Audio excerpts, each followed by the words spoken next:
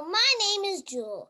You don't need to know who I am, but you should know why I'm here. My grandpa, Stephen, is the author of a new exciting play called When the Break Happened in Orangeburg County. It's about our ancestors from when the break happened in 1865 until now. Many of my relatives are featured in the play, from my great-great-great-grandpa Stephen to my great-grandpa Stephen to my grandpa Stephen. Guess what my uncle and cousin's name are? Stephen. Go to www.thebreakinorangeburg.com to learn more. An online store has been created to honor those relatives and other families with products featuring the Break logo. Go to www.thebreakstore.com to purchase items today and help to produce this play. Please.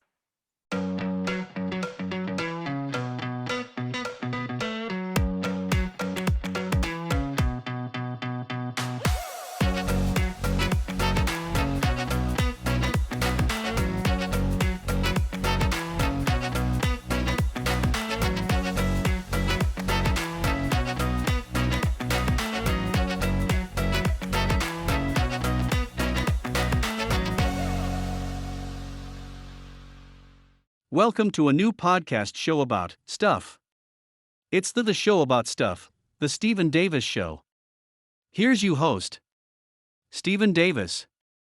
Yes, this is the show about stuff, the Stephen Davis Show. I hope your week was all good and positive. Today, we're going to examine the importance of charities, foundations, and nonprofits to the enriching of our existence here on this planet.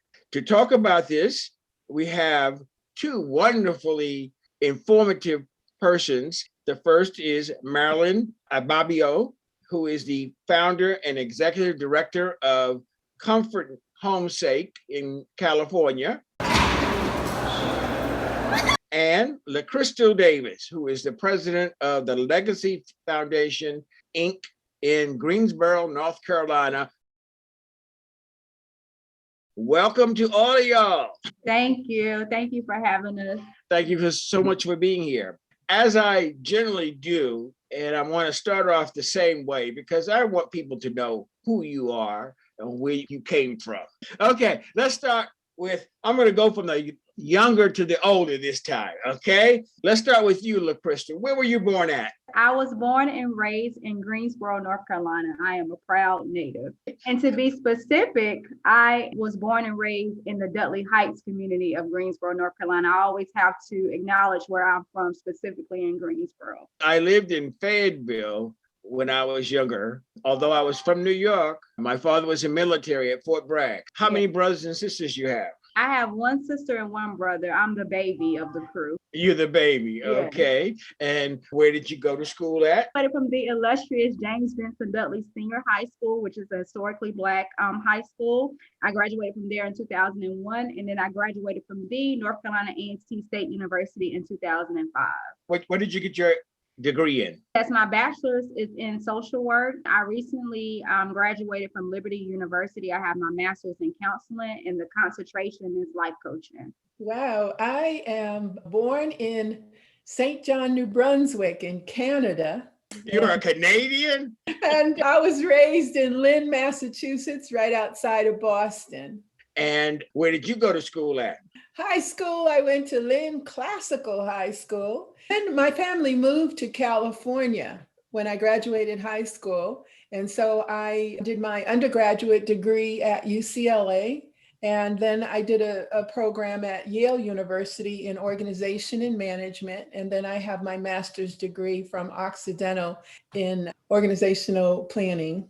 Did you go to school with Barack Obama when he was there? I'm older than him. You said it, I did. So you went to UCLA when Kareem Abdul-Jabbar was there. I think he was before me. I was there the year Angela Davis left as a teacher.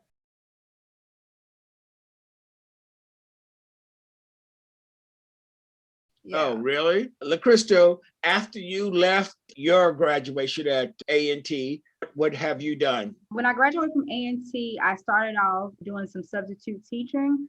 And then after that, I started working for the Communities and Schools program at High Point Central High School, which is in High Point, North Carolina.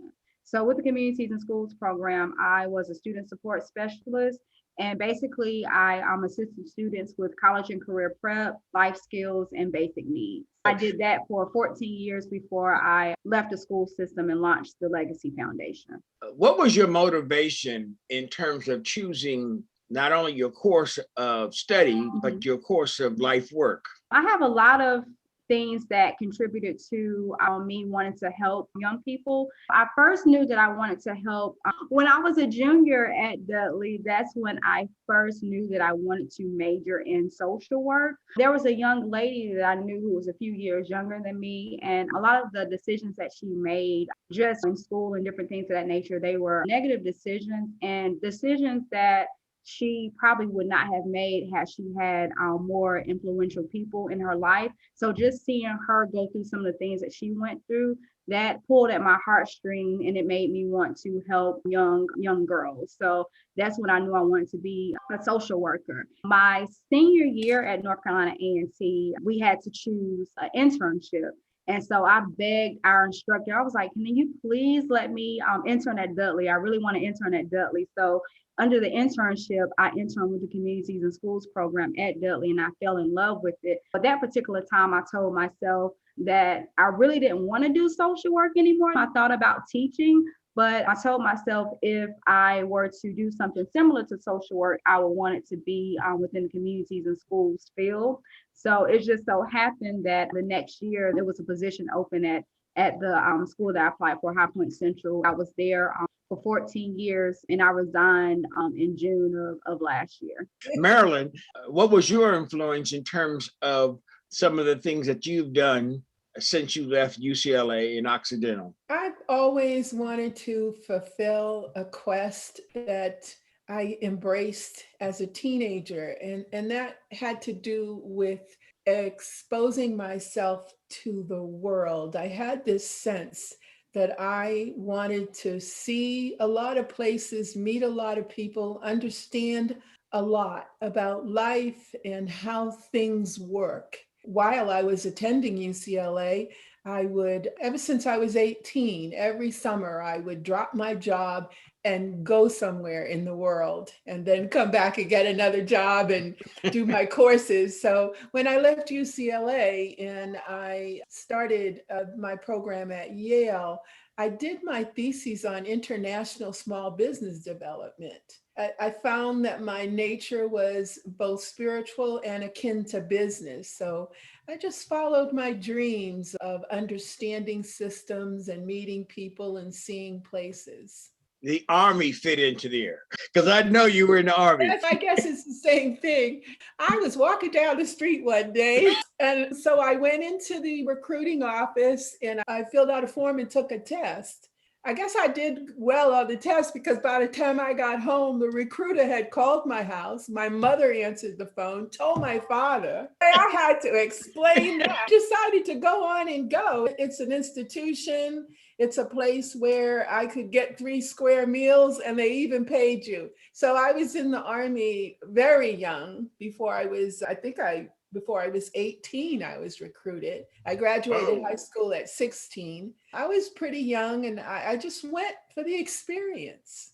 And how was it? I think the audience should know that it was during the time probably of the Vietnam War in that era. It was during the time of the Vietnam War, during the time of the assassination of Malcolm X and the death of Martin Luther King. I saw the racist side of the Army. I saw the regimen of the Army. I learned a lot about order in the Army, the hierarchy of the system. And I realized it really wasn't for me. It didn't really suit my personality. I'm really a creative person and I like to color outside of the lines. So I ended up leaving as soon as my hitch was up. Yeah. How did you get out of the Army? Were you discharged? I got out honorably, and the GI benefit, it helped me with my education. And it was a good thing. It was a good thing. And I met one of my best friends there as well. Brenda Patterson. Yeah. So when she sees this we can say that we said her name. Now, LaCrystal, when you decided to go into your field, who were some of the mentors that helped you along? As far as with social work? First, the social work. First, in deciding your course of action in terms of college, and then in terms of your career. So I had a professor, her last name was Posey, my senior year at North Carolina A&T. And she was just really awesome. She was really supportive. So I would say that she was one of the ones that just kind of helped me my senior year just to sort through some things. My family has always been supportive in my college choices. And I think that's pretty much all I can think of right now, just my family and that particular professor. Yes. Tell me some about your family in terms of your mother and father. And I know, of course, you know this, but I'll share this with everyone. My dad was from Utahville, South Carolina. My family has been in Utahville since the American Revolutionary War. So we've been in Utahville since the 1700s. And one of my cousins, Myra Davis Brannick, she just wrote a book that talked about our family's history in Utahville since the 1700s, as well as her experience being a transplant in New York and coming down to South Carolina to visit. The book is so wonderful. It's exciting. It's called Cornbread My Soul, The Davis Family of Utahville, South Carolina. Yes, but it's just, and even though it was written to preserve the Davis family history, it's a book for everyone. So yes, again, our family, we can trace our roots all the way back to the 1700s. And my family still lives in Utahville on land that my great-grandparents purchased so that their descendants could have a place to always call home. Now, you had a very famous, well-known relative. Was that your father or was it a cousin? Cousin, actually. So the Davis family, our roots are very complex. And what I mean by that is I can tell you a descendant of my great grandfather's, one of his siblings. I can tell you one of his siblings' descendants. The cousin that you're referring to is my cousin, Charlie Davis. His grandmother and my great grandfather, they were siblings. They were 2 of 13 children born to my great grandparents, Jacob and Bessie Davis, who were former slaves. But yes, Charlie Davis, he was an exercise jockey for the famous Secretariat, who was a Triple Crown winner in 1973. And Secretariat, there was a 25-year gap between him and the Triple Crown winner before him, which I believe may have been Citation. I think that was like in 1948. So, and he also worked with another racehorse, Reba Ridge. I remember being in New York the day that the Belmont Stakes was written. It's like New York came to a standstill to see what Secretariat was going to do. And then he, as they say, he kicked what? Been able to beat his record at Belmont Stakes, I believe. I don't think no one has been able to beat his record since then. 18 and a half lengths. Continue. So that's pretty much on my dad's side. My mom was from Clinton, North Carolina, which is about an hour and 40 minutes away from Greensboro, but you're familiar with Clinton. So my mom's side of the family, they came to Greensboro back in the 60s because Greensboro was a place that if you were from North Carolina or South Carolina during like the 60s, if you didn't want to travel north or leave or be so far away from home, Greensboro was like the place that you could go to have a better life as far as jobs and different things of that nature without being so far away from home. My mom, her mother, and her brother, and her niece and nephew, they ended up in Greensboro in the early 60s. And then my dad came to Greensboro in 1969. They met in 81 and had me in 83, and the rest is history. Since then, both my parents have transitioned, but I just try to remember the things that they instilled in me. My mother, she also plays a big part as far as my passion for education because she was a stay-at-home mom. So she taught me how to read. I've been reading since I was 2.5. She was really big on education, making sure that I had everything that I need. So just that seed planted in me is harvested and is, I guess, my way of not giving back, but being the fact that she instilled that in me, it just comes naturally for me to want to help in educating others. Also, too, I would attribute my great grandparents, Jacob and Bessie Davis, when they started to own land in Utahville. They gave a portion of the land to the community so that the kids in the community could have a school. So that's another avenue in which I have that passion for education. They felt school was important. That just trickled down. On the Davis side of the family, you'll see a lot of my family members are in education. But again, I guess we just get it honestly. If it hadn't been for them giving the land for the kids to go to school, in which their kids and grandkids benefited from, then the kids would not have had a place to be educated. On my Williams side, they started off in Cowcastle, which became Bowman, and they moved to Orangeburg. Back in the early 1900s, the founder of Sears and Roebuck started putting up schools in the South, but he would team up with Black folk because the schools were for Black folk. And my grandfather donated the land for one of the schools in that area. So I understand what you're saying. Now, Ababio, you're out of the Army. You're not kicked out of the Army. You are honorably discharged. And then where do you go? I came back to Los Angeles, and that's when I started at UCLA. And then you graduated. I graduated and I won a fellowship, the National Urban Fellows. I became a National Urban Fellow. And through that program, I did my graduate work. I was placed with a mentor, the then mayor of Newark, New Jersey, where I worked for Mayor Ken Gibson for several years. And I also worked in Washington, D.C. at a think tank called the Joint Center for Political Studies. I really have to express gratitude for the African-American men and the community that embraced my youth, embraced my naivete, and really taught me a lot about politics and business. And you worked for somebody else that was well known. Well, I worked for her because I admired her so much, but I was actually in my kitchen cooking when my neighbor, Portia Perry Dempsey, called me to come over to her house. And when I walked in the door and I saw the great, the magnificent, the beautiful Shirley Chisholm, I was at her feet. And she was so kind, and it seemed that she and Portia had been friends for many years. Portia picked me. They talked to me for a while, and I didn't really realize then it was an interview.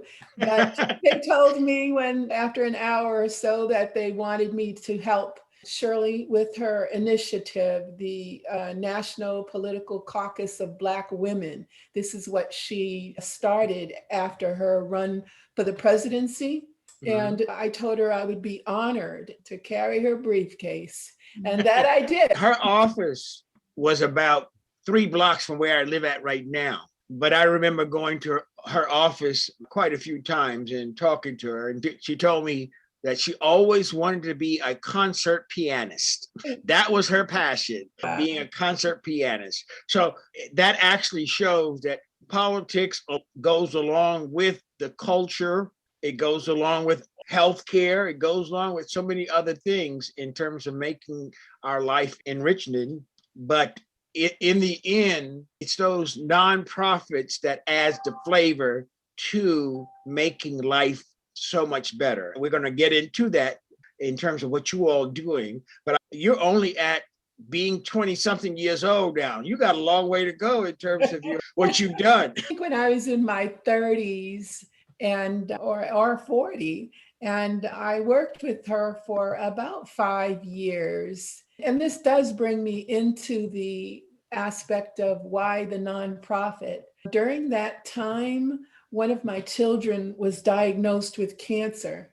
And the years that we spent caregiving him and his subsequent death, it's the reason why we started the nonprofit. Life just took that path and made that turn for me. I'm going to say for me, excuse me, because I had the opportunity to see an entirely different side of life. The nonprofit sector is different than the for-profit and the government sector.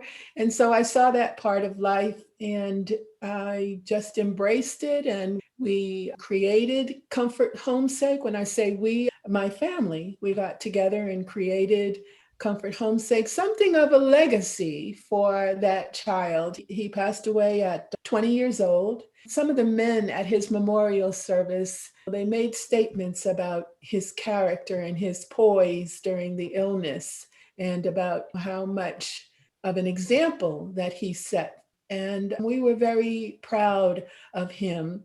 And what the nonprofit is designed to do is to help families and individuals avoid what we went through with the healthcare system, that well-intended system that really supported him the 7 years that he was battling cancer.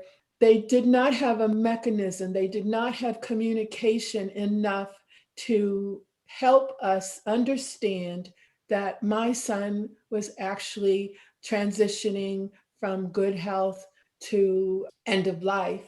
And so we were there, we were blind, we didn't understand, and we could have done so much more for that beautiful young man as he transitioned from this world to the next, had we understood what was happening to him. And so he passed away in the intensive care unit, plugged up to machines in the very way that I would not have wanted. And fortunately, my family rallied and we were around him and making prayers as he did transition, but he could have been home, he would have been happier. And so Comfort Homesake is committed to increasing national awareness about how we get to that point, national awareness about aging and end-of-life care through education, training, research, and consulting. LaCrystal, there is a difference between a foundation, a nonprofit, and charities, and you chose to do a foundation. What was your thinking when you were doing that? So mine is actually a nonprofit, but it just has the nation.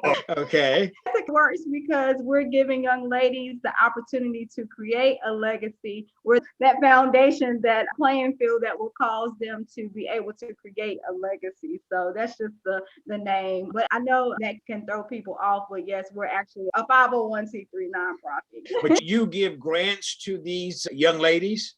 So basically, some of the assistance that we've given to the young ladies is we have, at the beginning of the year, we did a back to school drive to make sure that our young ladies had all the tools they need so they could be successful this school year. We also assist them with college application fees so that the young ladies would be able to turn in their college applications in a timely manner. We also run off of donations. That's our main thing. We run off of donations. So we had someone to donate, to go out and purchase 2 laptops for our young ladies and any type of need that they may have. But we also too, we help to pay off an account balance, a college account balance for one of our young ladies as well. So any type of barrier that may present itself, again, we run off of donations to make sure that the young ladies do not have to carry that barrier or that burden alone. We remove any financial barrier so that they can be successful. Okay. But that's not all that we do. That's just a portion of what we do with the Legacy Foundation.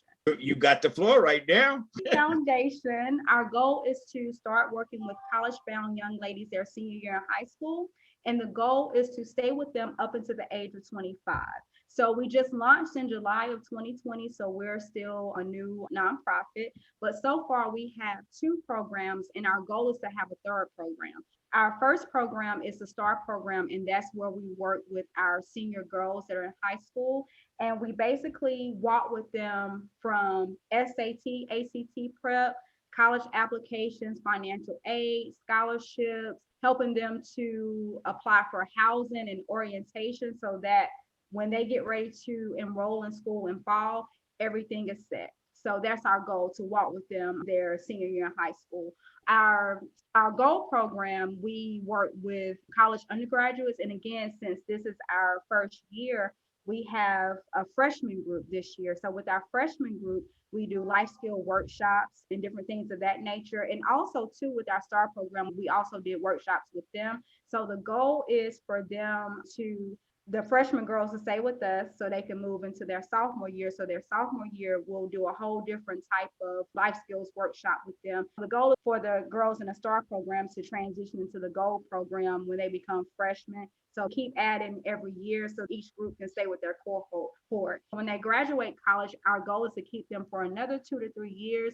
And so we will also do life skills with them, because now after you graduate from college, it's a whole nother ball game. So helping them to transition from college into early adulthood. And within that time frame, we'll do workshops based off of financial literacy, financial management, as well as home ownership. That will be our third program, which we haven't had a name yet because we hadn't gotten that far yet. You have to crawl before you walk. Yes, And yes. you have to walk before you run. Yes. And our mission is to provide programs that will produce college, career, social, and financial readiness in the lives of the young ladies that we serve. And our vision is to empower our young ladies in creating a legacy of generational wealth. How do you choose which young ladies that you do all this wonderful stuff for? The only requirement is that the young lady is college bound, whether it's 2-year college or 4-year college. So what we did last year, I just put it out on Facebook and just let Facebook do the work for me. That seemed to have worked out quite well for you, huh? Yes, yes. So far we have 9 girls in our STAR program and 9 girls in our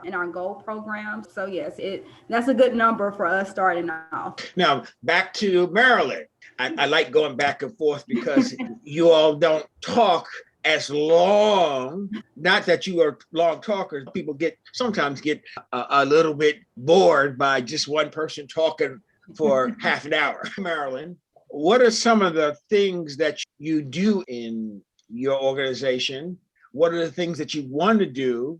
And I will ask this question of each of one of you and make sure that I have some posting up that shows how to get in contact with your organization. But let's start with that question, Marilyn. Yes. We named the organization Comfort Homesake. That's like comfort at home for the sake of God. Over the years, we established in 2002. So we're a more mature organization, and we are a recognized leader in advanced healthcare planning. We have a dashboard that we started in 2017. We have records that we have trained 1,314 people in advanced healthcare planning. We have completed 494 advanced directives, and this is among communities of color.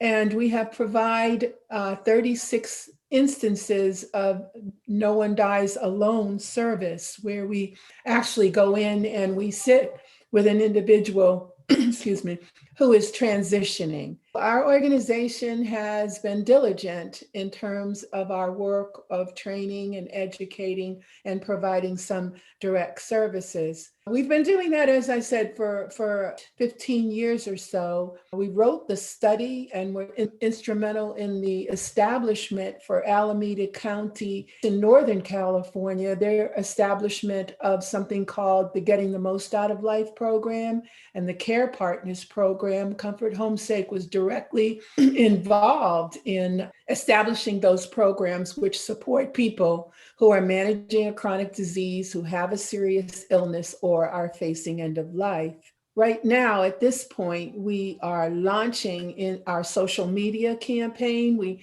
have a national strategy now that we're just starting to implement. And so we're asking your listeners and the audience to please go on Facebook, Instagram, Twitter, LinkedIn, and like us at comforthomesake.com is our website. We want to grow, excuse me, and we want to sustain our unique ability to provide culturally relevant advanced care planning conversation. What do I mean by advanced care planning? Those words are meaningless to a lot of people who haven't heard it before. When we are at any stage, after we reach maturity at 18, anything can happen to us, and we can become unconscious. We could contract a disease. We could get hit by a car. And I'm not trying to be negative, but I am trying to face the realities of life. And completing something called an advanced directive is a form in which you would put your wishes, the wishes for your health care.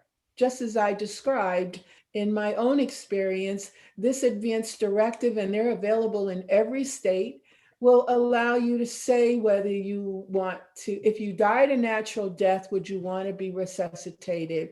If you had to be on life support, would you want to be on life support? If so, for how long? Would you want to get blood transfusions? What kind of medicines would you want to avoid? It's just decision making. And the most important thing that happens with an advance directive is that you get to choose someone to make those decisions for you if you're unable to speak. And of course, if you ask someone to be your advocate in that way, then that person really should understand you, should understand your wishes and why you want certain things and why you don't want certain things if you were hospitalized or sick. And so having that conversation, these are difficult conversations. People don't want to talk about this. But it's important because once we're hospitalized, these are the questions that we're asked. And so we need to be prepared. And so Comfort Homesake, the training that we do, we stop the conversation before we talk about an advance directive because we need to understand deeply what these decisions mean. And because they're life and death decisions, we try to approach it in a culturally relevant way. Certain words are not said in certain communities. Some decisions are made by the individual. Some cultures make decisions in community or by family. So we have these things called compassionate principles. So we understand that when we start our training, that those people who do the training for Comfort Homesake, if they understand suffering, then when we talk about suffering with others, compassion can arise. The right words can inspire people and restore communication and make somebody happy right away, no matter what their situation is. And often we're not perfect, and often we produce thoughts that we need to, they're bad thoughts. And we might say bad things, but it's important to take action and to say, I'm sorry, I had that bad thought, and I'd like to replace that thought with this, so that people can embrace compassion, they can embrace forgiveness. We want to try to make life better for people. That's our ultimate goal. And as we embrace this idea of telehealth, we want to try to shift the needle from the status quo to a more profound look at our attitudes and our actions that affect our lives and that affect the lives of the people around us for years and years, around the difficulties of trauma, loss, and grief, just how these elements impact our lives and impact the lives of others. We are trying to teach people and support people as they cope. Unfortunate, we do get sick and we do die. And this was not meant to be a morbid show. It's just to present information for people to be able to react to in their lives. And I thank you for the words that you said. I also think of a difference between, I won't say you, Marilyn, I'll say me and LaCrystal, is that when we talk about these things, I remember just the other day seeing somebody and they were in their 80s. And you say, oh man, that's an old person. And then you say, damn, I'm just right a quarter from that. I need to know these things that you're talking about. Of course, when you're younger, if those things can happen to you, but the actuary is that you're going to live much longer than somebody that's pretty close to 80. Even let me tell you, our organization is multi-generational. So we have some 30-year-olds who work with us. And when they do the training, it looks a lot different because they talk about living a healthy life. That's the promise, that if you exercise, you do your spiritual work, you eat right, you keep a happy disposition, and then, your life is going to go better. And that's the difference again between young and old. When you're old, you say, I eat whatever I want because I might not be around for very much longer. Let me have that last rib. Now, Crystal, what is your vision and where you see your organization moving from 2020, say 10 to 15 years from now? Yes, yes. 10 to 15 years from now, of course, we will have a lot more girls that have came through our organization. But I would love for it to be that the young ladies that we have helped thus far in the organization and our young ladies that are going to come up in the future, I would love to see them be a part of our organization where they could be potential hires in the future, or just them giving back to the organization as far as donations, as far as being guest speakers, and again, as far as being employees of the organization. I would also love to own a building. That way, the young girls could have somewhere to come after school. We can do our workshops and different things after school. And hopefully, the Legacy Foundation in the next 10 to 15 years will be a multi-million nonprofit so that we can make sure that we can serve more young ladies within our community. Is there a national plan to this in the back of your head? Or is I could even see the Legacy Foundation going international. I could see it going across seas. I saw some article the other day where, oh yeah, it was an article about a young lady who came over from Liberia, and because they had the war that was going on in Liberia, so she came here, and I think she's in her late 20s, early 30s, or something like that. And I had to sit and wonder, because the article was about her having $200 million worth of property in that short period of time. So what I'm saying in saying that is that your goals is very sound. And the thing that one has to do is lay the groundwork. You develop the idea and then develop a way to reach those goals along the way. And sometimes you got to, if you reach those goals faster, you have to push them back a little bit further, because you can never be without goals, no matter how long it's been. You have this goal, you made $1 billion, now I'm ready to make $5 billion. I commend you in terms of the Legacy Foundation. Again, how can people get in contact with you? And do you do public speaking? Individuals can get in contact with me through a few different ways. The first way is through our email address. Our email address is thelegacyfoundationinc@gmail.com.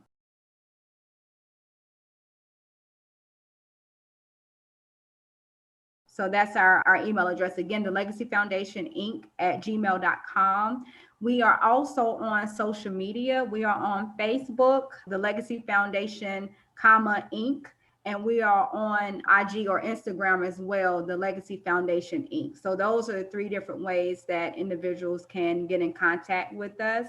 And yes, I do guest speaking as well. The basis of my guest speaking is based off of college prep. So yes. Now, Marilyn, you took us to what your passion is right now in terms of your organization, but what skills did you develop in previous times, in previous employments, that have helped you develop the skills to be the executive director of this organization? Thank you for that question. The skill. I learned proposal writing. I learned something about how interests can come together to create partnerships that can create organizational development and investment. I would like to point out that nonprofits, there's a myth that nonprofits should not make a profit, which is not true. That sustainability requires that nonprofits do find a way to increase their worth and their value. And so we need to be mindful that we need to generate a source of income.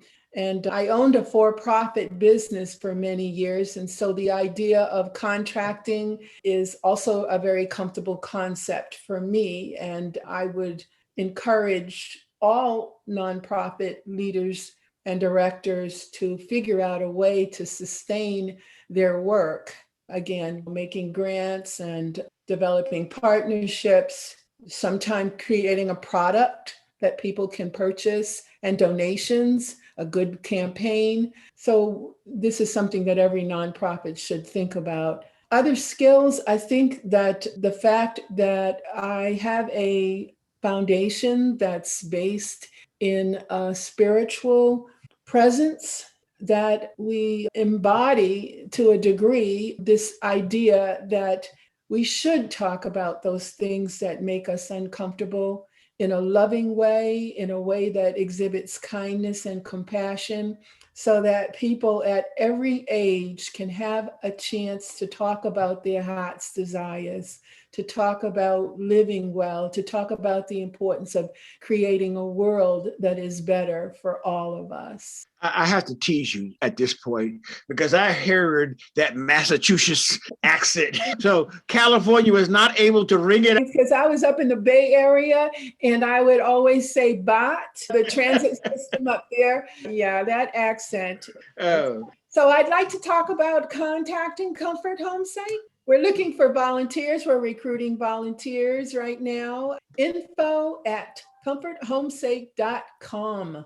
comforthomesake.com. That's how to reach us. We're on Facebook, Instagram. You can check out our website, comforthomesake.com, and we'd be happy to share all that we have. And as I said, we are recruiting for volunteers right now to help us grow and embrace our telehealth goal. And what can the public do to help you besides give money? Investing in the Legacy Foundation is very important. We have a PayPal account and we are www.paypal.me/the Legacy Found Inc. So that's where we are with our PayPal, and with our Cash App, we are $the Legacy Foundation. So again, yes, investments are very important, and we are always looking for guest speakers to talk to our young ladies. So yes, just guest speakers and investment. Yes. And so with the Legacy Foundation, the root of why I started the Legacy Foundation was because I wanted young ladies, no matter her background, that when she grows up and starts her family, I want her to be able to have access to resources of other young ladies that may not have had the same background that she had growing up. So I just wanted to have them to have the same opportunity. So that's why the Legacy Foundation was created, because I want all young ladies to be able to have the same access to resources for their future families. Okay. So now I'll start with you, LaCrystal, your final word of what you want to say. Is anything else you want to say? Anyone that invests in the Legacy Foundation, you will be making a great investment. Again, we cover college applications, we cover scholarships, we cover book vouchers, just different things of that nature. And to tell you all about our outcomes, because even though we're still a baby, we've had a lot of great outcomes this year. So just looking at our STAR program, which again is our high school program, we have 9 young ladies. And so within the 9 young ladies, we have a total of 25 college acceptance letters. We have $95,000 that was offered in scholarships to the young ladies. And we also have 4, I just found out we had a 4th one to come in, but 4 honor programs offered at the colleges. So those are just the outcomes that the young ladies have been able to achieve thus far under the Legacy Foundation. So we're making moves. Okay. Now, on the speakers that you are always looking for, are they only female speakers, or is there anything a male could offer your program? Thus far, we have only had women guest speakers, but a lot of our topics I've already planned out. So I try to find people within the community that would best fit the topics for our young ladies. But as our young ladies that are freshmen, as they transition into their sophomore year, junior year, senior year, we'll forever be looking for guest speakers based off of the topic. I've done some planning for next year, and I have some guest speakers. We'll see. I'm not opposed to having male guest speakers. Okay, you got the floor. Okay, I've got the floor. I do want to thank you for giving me and Comfort Homesake the opportunity to talk to your audience. I want to remind the audience that we are recruiting for volunteers, and we would love to have more male participation. We do have a couple of very dynamic men who are on our board of directors, Mr. Ali Sharif. He is a music and communication specialist in New York, as well as Mr. Raymond Sales, who is an attorney up in Ohio. And I mention these two men because they have made a really important contribution to our organization in as much as they are helping us to transform from a strictly in-person organization where we did all of our training in person into a telehealth technologically advanced organization moving forward. So this COVID environment allowed us to be able to begin the transition from in-person to online. I'm very happy to know that the myth, again, around seniors not having access to internet and phones, not true. And for you seniors who are listening out there, please go ahead and get your tablet, like us on Facebook, learn more about communicating via the internet. It's not that hard. You can do it. And we'd like to see you on that side of life. We do intend to continue our in-person care as the pandemic is conquered and we all get back to something near normal. So again, thank you for the time today. And I ask people again to support our mission to increase national awareness around aging and healthcare planning, making the best choice for you and your family. We're here to help. As a closing fact, I wanted to make sure that I do let people know the differences between foundations, nonprofits, and public charities are like the American Red Cross. Foundations, you can have a public foundation and a private. Foundations generally don't do the work. It's the nonprofits that do the work because they get the monies from the foundations to do the work.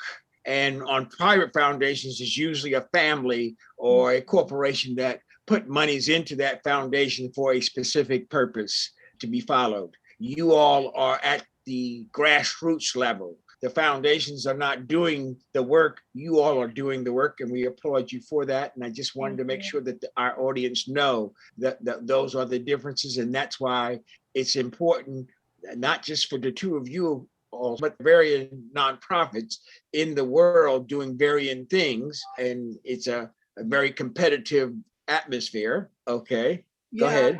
I just wanted to thank the foundations that support Comfort Homesake, the Archstone Foundation and the Stubbsky Foundation. They have been supportive of our work, and I would be remiss if I didn't thank them at this time. Again, I do thank you all for being so much part of this podcast and YouTube video. And please, my audience, please go out, help them as they help you. From your side, LaCrystal, it's the future. From your side, Marilyn, it's a bad time, but it's a necessary time. It's a transition time, and we all need help in this world. So I do thank you all so much in terms of that. So that's the end of my show for today, the show about stuff, the Stephen Davis Show. I do thank you all for tuning in, and join us next week for another wonderful topic. Thank you. Bye-bye. Bye-bye. Thank you for tuning in this week. Hope you enjoyed this show about stuff. See you next time. Branded gifts for the holidays, birthdays, or just because. Visit us at www.thebreakstore.com. Hit the right black Get in Touch button.